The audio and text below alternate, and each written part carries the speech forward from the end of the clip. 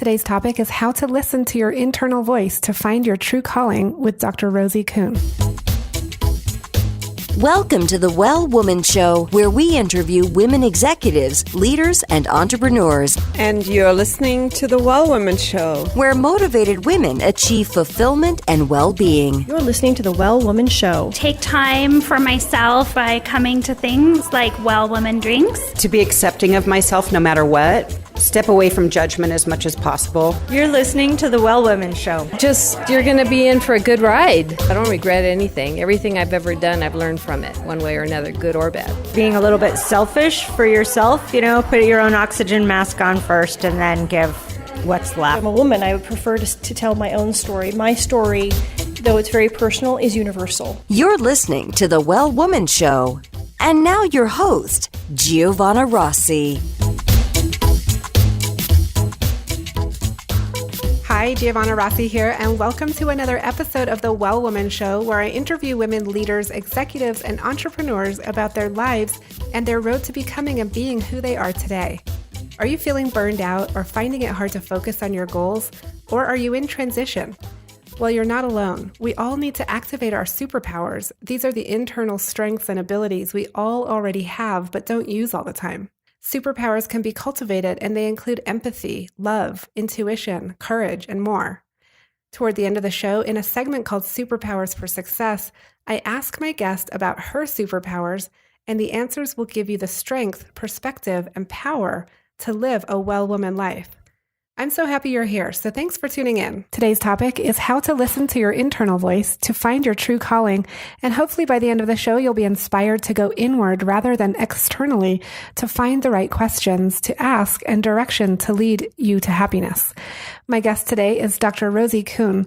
She's a speaker, author, and facilitator, and a leader in the field of transformation and transformational coaching.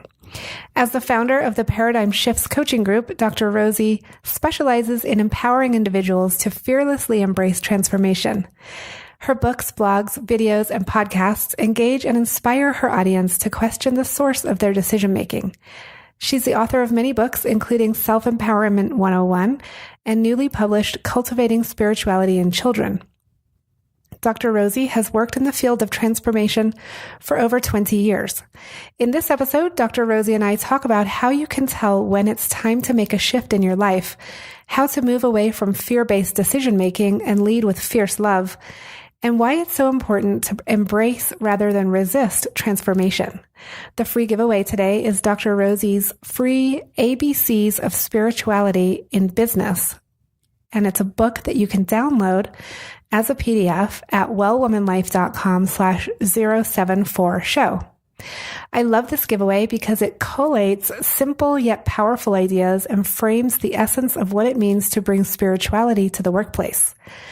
Before we begin, I want to let you know that I'll be in the UK this summer with free events in London, July 17th, and Oxford, July 19th. So if you're in the area, definitely check out wellwomanlife.com/events. And in August, I'm so excited, I'll be in LA at Podcast Movement presenting on the virtual ticket on how to rock your remote events as a podcaster. If you're a podcaster or you're interested in podcasting, definitely check it out, wellwomanlife.com/podcast movement for more info.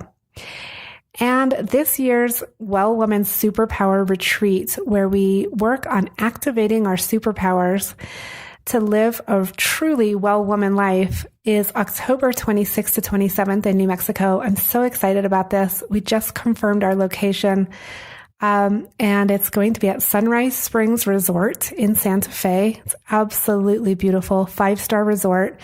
Definitely when we talk about self-care and taking time for yourself and just putting you on the calendar, this is that event. You definitely don't want to miss it. And we have some fabulous speakers and activities planned for you. So check out wellwomanlife.com/retreat for more information on that. You can also join the conversation in the Well Woman Life community group at wellwomanlife.com/Facebook. Now to my interview with Dr. Rosie. Now, before I bring on my guest, as always, this episode is brought to you by Well Woman Life, a global community of women living our best lives. Whether it's your health, relationships, your money, or making an impact in your community and the world, Well Woman Life has you covered. You've made a commitment to not settle, to use your voice, and to live your best life. Well Woman Life offers annual memberships, workshops, and retreats to support you. Check out wellwomanlife.com/Facebook to join our growing community. Now back to the show. I'm speaking with Dr. Rosie Kuhn today. Welcome to the program, Rosie. Thank you. I'm excited to be here.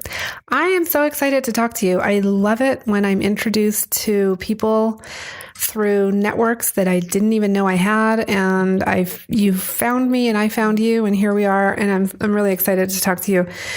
As the listeners heard in the introduction, you have published a ton of books. You have a lot of experience in coaching, and specifically in with entrepreneurs too. Mm-hmm. Yeah. And of course, my show is really focused on women leaders, executives, and entrepreneurs. So it's a really nice fit. So I want to first start off by asking you, Dr. Rosie, what are you working on, and how does it impact women's lives and well-being? What I'm working on, Giovanna, is looking right now more than anything on the process of aging and how it influences us as leaders. Leaders for our children, leaders for our grandchildren, leaders in the world, in our communities. I do a piece, an article for our local newspaper called Aging, Who Me? And in that we describe and talk about all the aspects of leadership, all leadership in a sense, aging. As we age, we can become leaders of this process as opposed to ignoring it and denying it and pretending it doesn't exist. And so is that for women who may not identify themselves as leaders? In particular, I'll give you an example of what I'm doing. I'm working with a woman I'm up in the Pacific Northwest, and this client is in the San Francisco Bay Area. And she was highly successful as an event planner for corporations. And she moved into the coaching world and was a coach for 8 years. And she's part of an organization, and she's just about to become their new president. And she's 62, and she has a lot of different things going on that says, who am I to be this person in leadership? I don't know what I'm doing. I don't know why I'm doing this. And I think a lot of women who are stepping into leadership roles are just, in a sense, anytime we take on a new endeavor, we're becoming a cutting edge individual. Even though we don't see it that way, we truly are. Does that make sense? Oh yeah, totally. I mean, so with this particular client, she keeps going to, well, how pragmatic is this? She basically quit her job and gave up her office, and it's like, why am I doing this? But because her heart is telling her to do this. Her heart is telling her it's not working the way that I'm doing work in the world. It's not working for my being. I'm feel discontent and unfulfilled, and yet at the same time I want to be of service to people.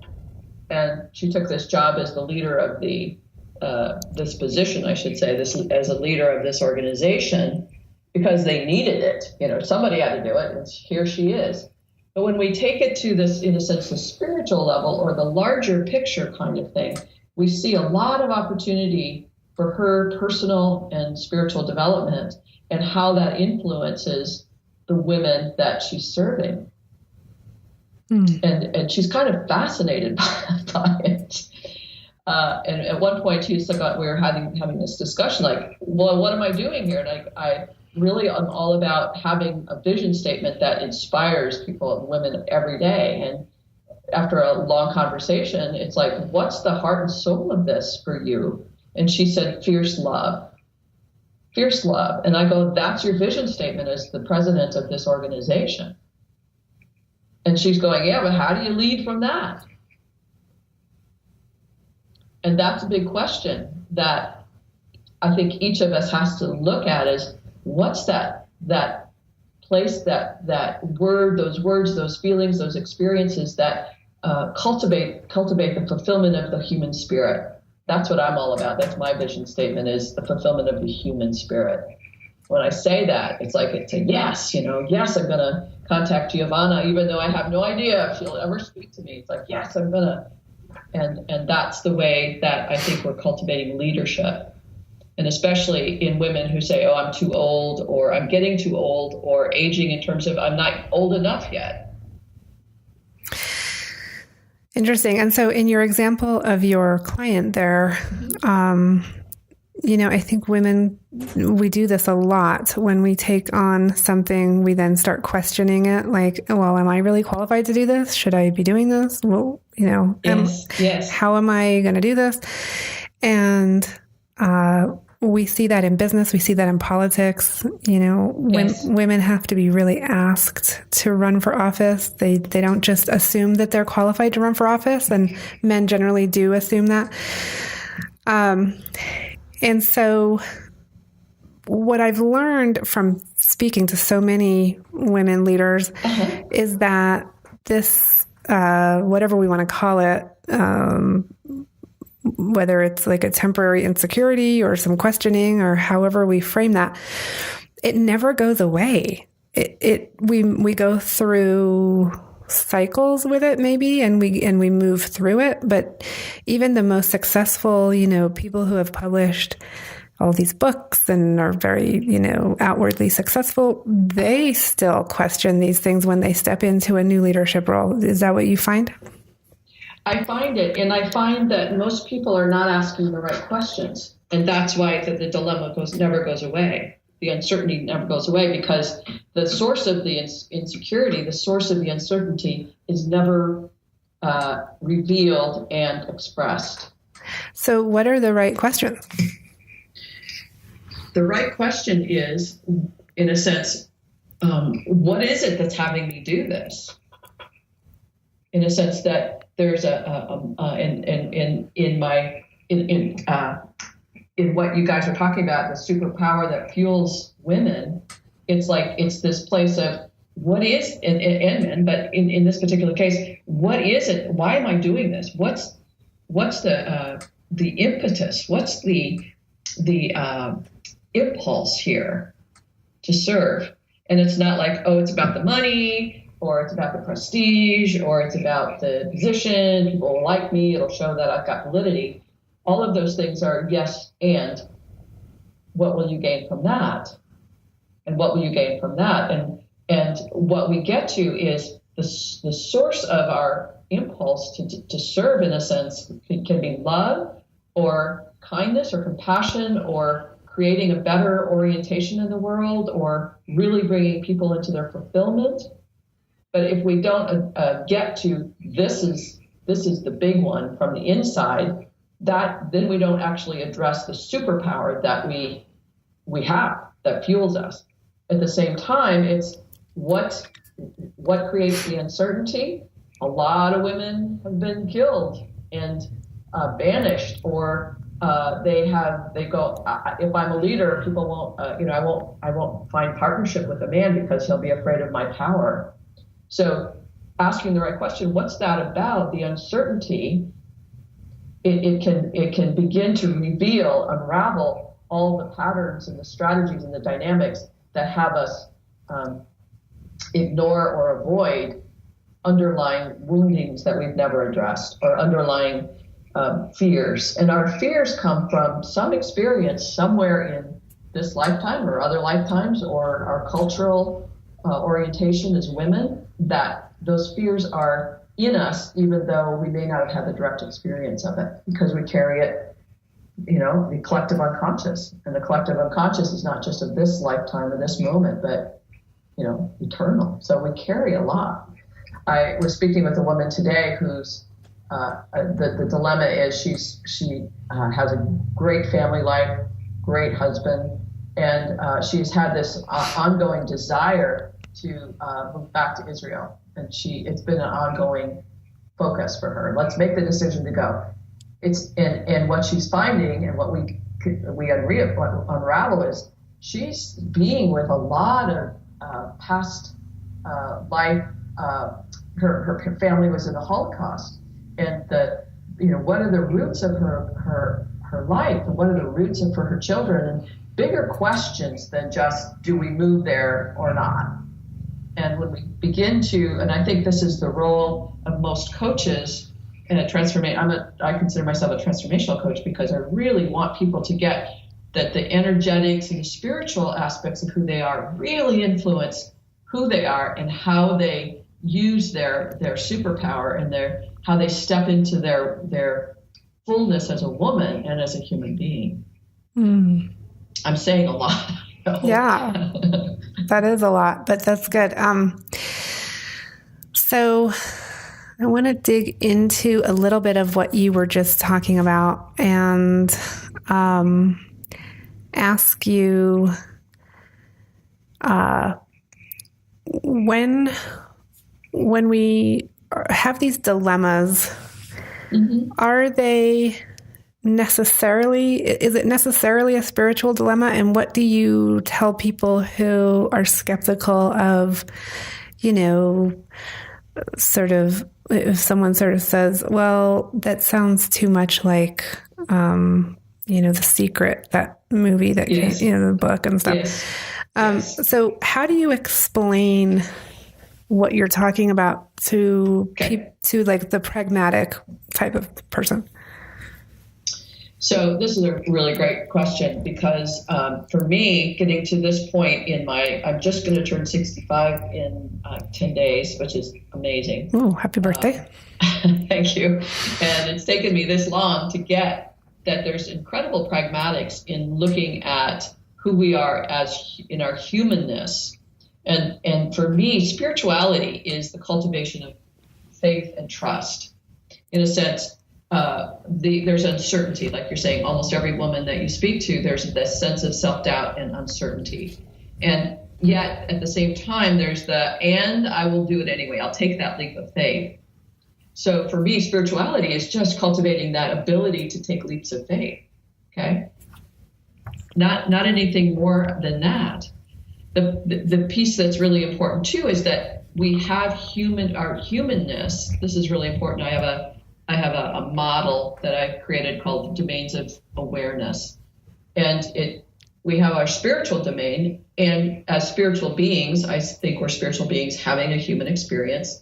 The human experience are states of being that we desire, and states of being that we don't desire, that are undesirable. Okay? So states of being are beauty, creativity, happiness, love, connection, prosperity. Those are states of being that we love, right? Relaxation, peace. The states of being that we're trying to avoid is poverty, lack, hate, rejection, abandonment, right? Betrayal. So as we're attempting to feel the good things, we're at the same time attempting to avoid the bad things. I'm just being very, the good feelings, the bad feelings. And so our whole life is spent, how do I get what I want, which gives me the good feelings, and at the same time avoid what I don't want, which is the bad feelings. Most of us don't want to experience failure or mistakes or rejection, or we don't want that. And so we say, okay, I'll do this, but the dilemma is, what can you commit to fully enough that you're willing to take that leap of faith, that there may be failure. You might have to experience some messiness. You might have to experience triggers that bring up old memories or patterns that keep you stuck in but I don't want to feel those things. Well, that's allowing yourself to be vulnerable. Beautiful. Absolutely. And that's really uncomfortable, and most people want to avoid that, right? Exactly. So from my perspective, a great coach and somebody that you want as your thinking partner is going to be able to hear that and not support you in avoiding that vulnerability, but really support you in how do you move forward even though you feel vulnerable, even though it's messy. So where's the spirituality in that, really? Does that make sense? Yeah, I think that just there's a lot of pushback against, oh, this is too spiritual, or this is too out there, or this is too woo-woo, or whatever. And for very many practical, strong type A women, I think they sort of need something more grounded and concrete to wrap their heads around. So that's okay. So here's, and I totally get that, and it's taken me, like I said, a long time to be able to get to this point of making sense of the pragmatics of what I'm saying. As a thinking partner for clients, I'll say, is what you're doing working for you? And that's a yes or no. Or here's how it's working for me. Here's how it's not working for me. Okay. Here's how it's working and here's how it's not. So, okay, and for quite often people will say, so for the client in the Bay Area, she's going, this isn't working for me. And she's looking at all the pragmatics type A stuff. This isn't working for me. And it's okay, then it's not working for you. The paradigm you're attempting to be successful in isn't working for you. So we have to look at what's the dynamics? How are you constructing your thinking that has it not worked for you? Okay. And so there's some deconstruction process that she's going through. She's this brilliant, clear, and again, about to be the president of this national organization, this chapter in San Francisco. She's wired in, hooked in. And at the same time, she's having to say, this, the way I've been doing it, the way I think about it, the way the world is presenting itself, doesn't work. That's pragmatic. That's intelligent, right?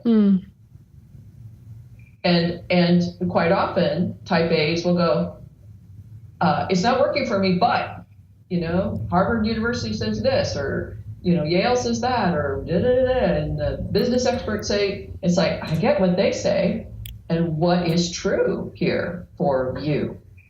It's not working. Okay. Now what? So there's the pragmatics of being willing to look at the truth of has nothing to do with spirituality, does it? The spirituality element is, am I willing to face my fears? Am I willing to face myself?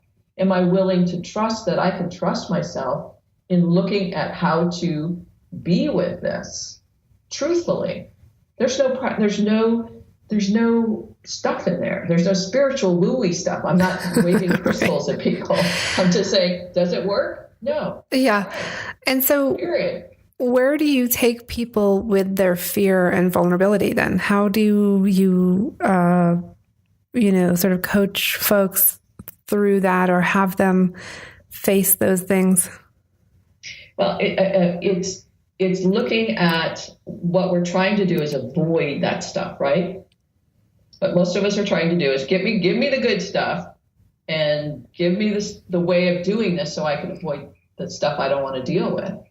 And to be truly a leader in the world means you have to face the stuff that's messy because you're going to lead people through messiness, right? People, in terms of if you're an organization, there's a lot going on there, and you can keep leading them with avoidance of the bad stuff, or you can go, okay, this is messy. And so I got to deal with my own messiness. I got to learn how to be in the messiness so that I can lead others and hopefully allow them and support them to be with their messiness.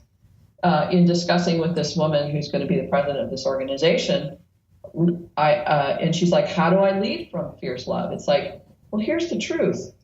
80% of businesses will fail in the first 18 months. So that means that if you keep leading the way that most people will lead, you're leading all of those people into failure because you're not doing anything different. You're not showing or expressing a way that's different that will lead them into actual fulfillment.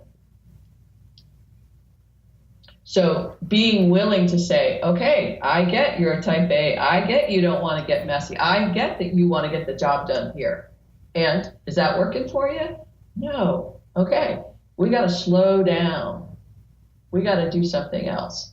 And again, this client took a month off. She went to hide out and be in retreat with herself and get clearer about her focus and her intention and her truth. Oh, here's cool. What's important. And to be with herself in the messiness, and to be with herself in the vulnerability. There's a place where we embrace ourselves in that, and it's required. I'm telling you, it is required. If you really want to be a leader, you have to be with yourself and say, what's the consternations, what's the challenges, and what's the heart-soaring superpower fuel that's going to bring you into that leadership. Great leaders it's not about the money, and it's not about the power. It's about something that's at the heart level. Yeah, so I think that great leaders, the extent to which someone can achieve great leadership is directly correlated with how self-aware they are and how much work they've done on themselves. So what do you say about that when we see some people rising to leadership who clearly are not very self-aware and need a lot of help in that area? Yeah. Well, in terms of, we'll say, the election in the United States, it's like we, the people, elected this individual. And there's a lot of us who didn't vote for him, but he does represent parts of ourselves that we want to avoid and ignore and deny. I wrote an article or a blog, and it's "Boy, Do We Love to Hate," and we can hate, and when we hate, we're being like him. Okay, he's a reflection of hate and power use and abuse and manipulation. He's a reflection of all of that. So each of us can go, oh, okay, I see how I want to hate him. I see how I want to, do stuff so that I don't have to be with that. And in that, then we can see ourselves, and we can see, oh, this is how I'm leading. This is how I'm being in my life. And quite often people around me want to talk about it and him. Mm-hmm. And it's like that doesn't serve me to do that.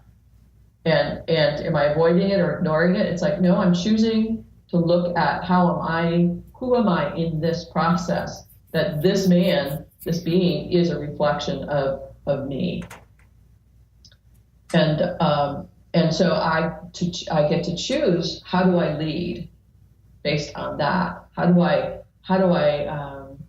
and leading for me is a facilitation of personal awareness of the people that I lead. So that there's a quote that says, "There go my people, so I must follow because I am their leader." And most of us don't lead that way, but it's a really, really good way of looking at it. And again, with my client, I'll just call her Carol, who's going to be leading thousands and thousands of women in this organization. It's like, how do you do that? And cultivate consciousness, cultivate awareness in the people that I'm leading. The person we have in office now isn't going to do that. The person we had in office for the last 8 years was cultivating that awareness and that consciousness.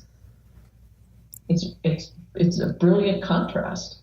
It's like, interesting. Yeah, so I was just at Sister Giant, which is the big conference that Marianne Williamson put on in Washington, D.C., and she actually, that's where I interviewed Jean Houston. We were talking about that earlier. Yeah. But, she's really committed to seeing how the spiritual community and the political community can come together and where that intersection is. And I sort of see two things going on in the spiritual community. There are those who are just doubling down and going inward right now and disengaging because it's so painful and difficult with the political situation.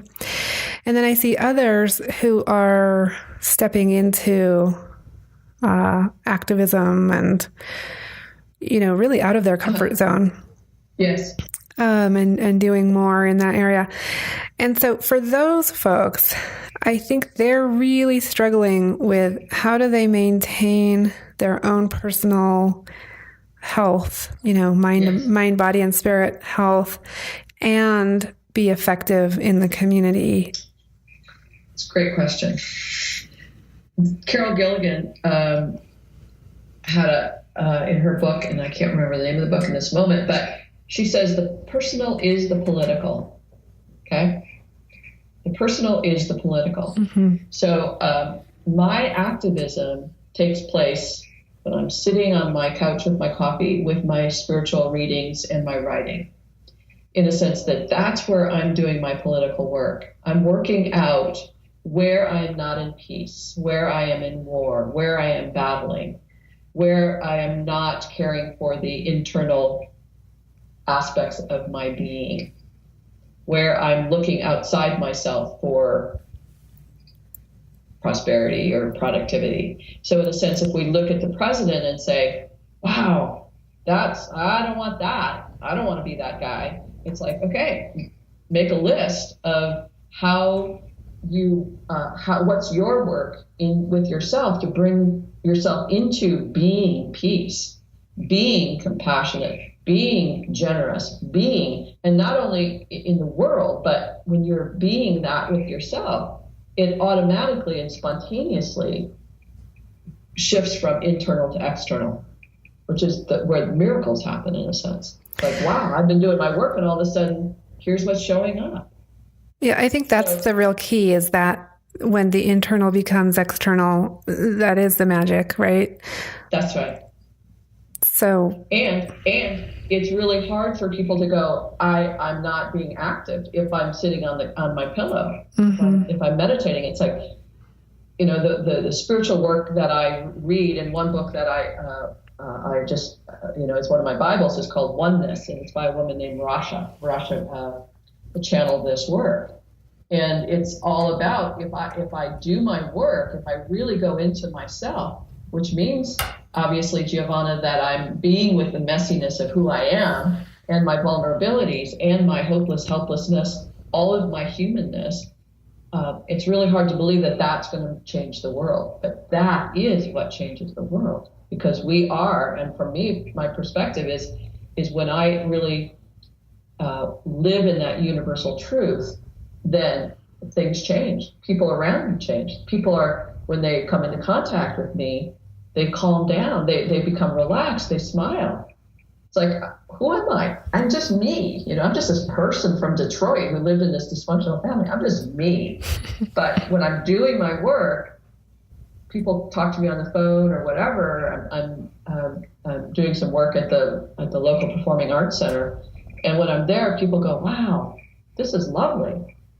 And it's like, wow, something's happening here. And I know my own evidence, personal evidence, but when I see it in my clients or I read about it, it's awesome. Mm. But it does take shifting the faith. This is what really, really important. We put our faith in the way that it is being. Type A personalities put their faith into being type A's. And it's not a matter that there is no faith. It's that we choose to put our faith where we choose to put it. And so sometimes if it isn't working, we just have to choose to put our faith in something else. Very crazy making, but we put our faith in the political systems or the educational systems or the spiritual systems. And if they're not working for us, then we have to shift our focus of faith. People don't like that, but it's true. I love it.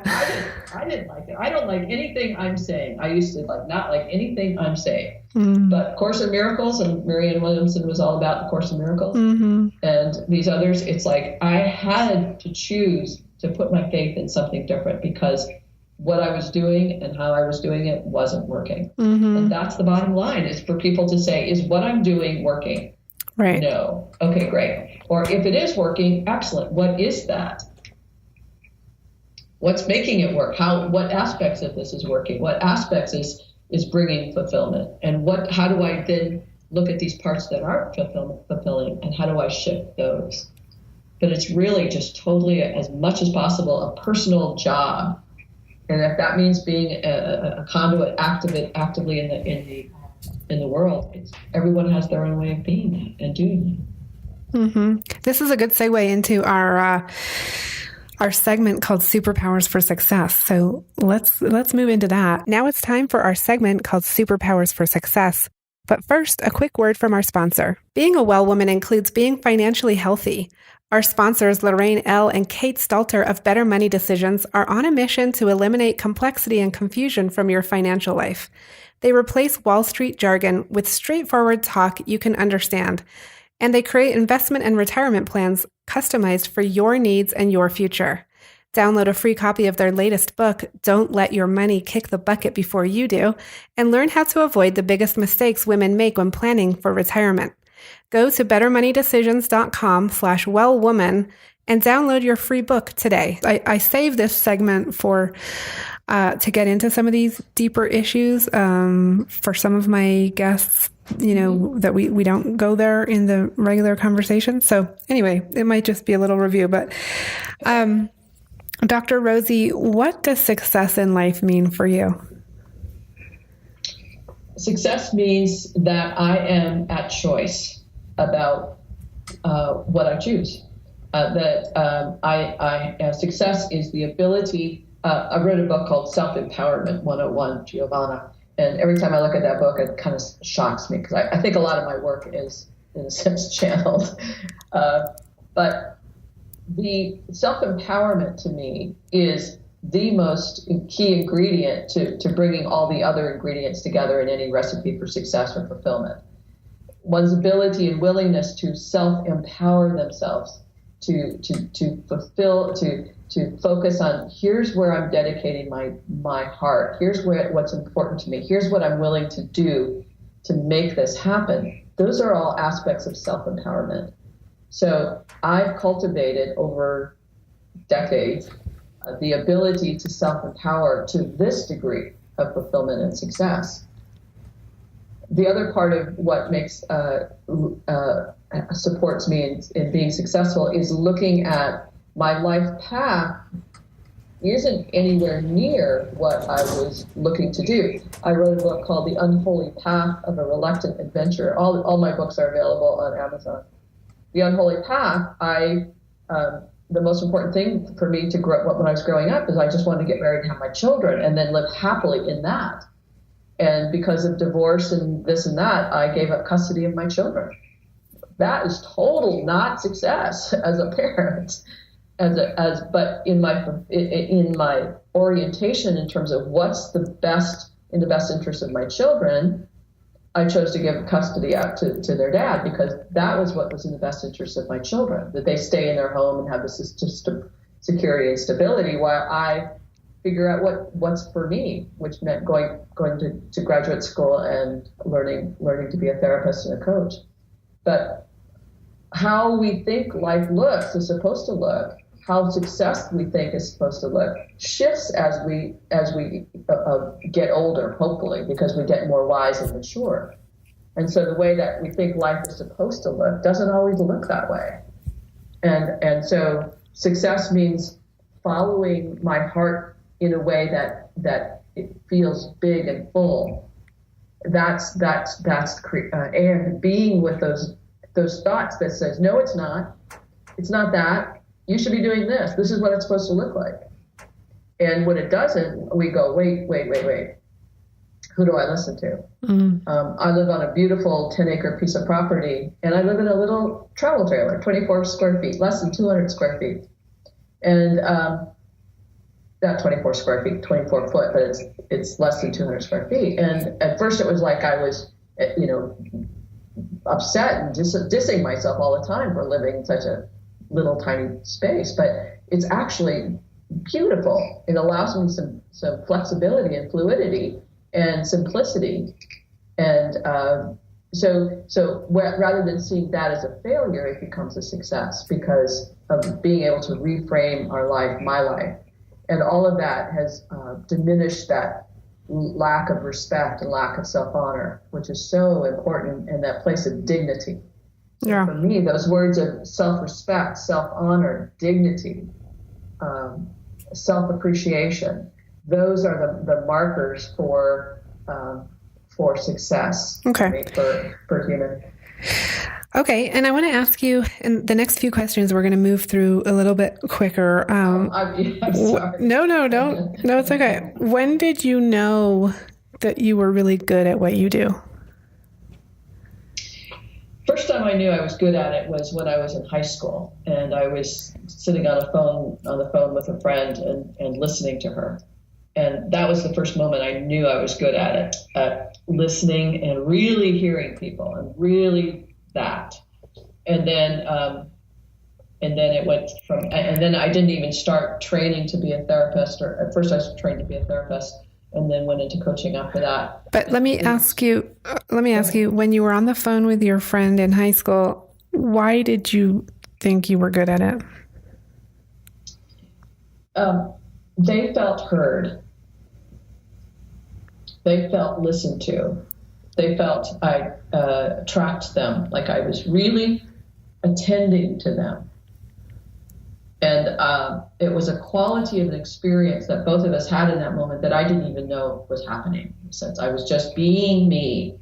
And in being me, I brought to her a sense of connection, and that somebody was really hearing her. Oh, isn't that the best? When That's the best. You can just be you, and it's the best thing that you can offer is just being you. But I think that a lot of people have a hard time drilling down and just being themselves a lot of times.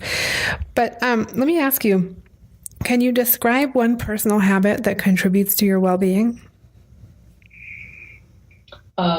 What I would say, it's when I get up in the morning, I make my coffee and I sit down in my little corner of the couch, and I do a clearing with myself, and then I do a spiritual reading, either from the Course in Miracles, from Oneness, or David Hawkins is another person I love reading, who's very pragmatic.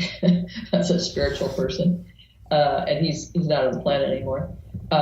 And I sit and I'll in a sense, I'll intuit something to read, whether I douse it, which this sounds kind of woo-woo, or just open up the book and say, here's what I'm reading for today. That is what really contributes to a focus for the day, an intention bigger than I'm going to make $50,000 this year, or bigger than how many clients do I need to get, or what do I need to market. All of those kind of getting questions kind of go away, and I can just be in the here's who I am, and here's who I am as this spiritual human being, and here's what's going to contribute to the unfolding of me today. Okay. And when I don't do that, I get flaky and discombobulated, and I don't have such a great day. Yeah, it's what grounds you. That's right. For the day, and gives me focus and trajectory for the day. So. I know we've talked a little bit already about superpowers, and I love that you brought that up, because obviously that's a lot of what I talk about on the show and how I frame things. What superpower did you discover you had only to realize it was there all the time? I think it's the superpower of presence. Presence, like sense? Being present. Yeah, it's bigger than just being present. It's being in presence. When we presence ourselves, we're so we don't have, like, we're sitting in a meeting, but our mind is in fifth gear or overdrive.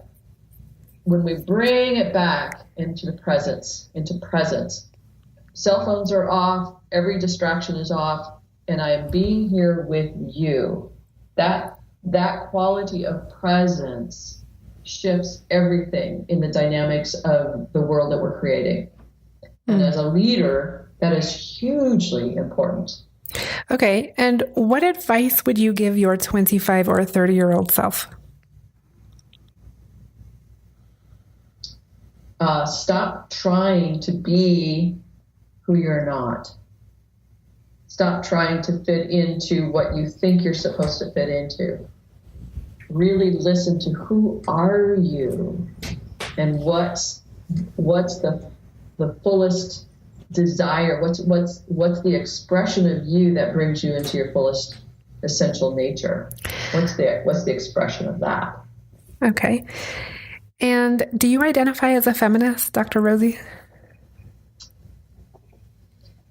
Oh my goodness. I don't think I identify with any of those. I would say I'm a feminist in many, many ways, but I think that the feminists, if we're really, I have some neighbors who have their PhD in feminist studies. And when I watch them and they diss men and they do not pay attention and do not listen to everyone, then that's where I have a problem with the perspective or the identification with feminist is it usually is an exclusive perspective. And if it's exclusive, it doesn't expand and doesn't contribute to the well-being of every human being on the planet. So the very definition of feminism actually is inclusive. And so I think it's just it's something that has happened with a certain segment of, the population that is doing the dissing or the others, it's us versus them kind of dialogue.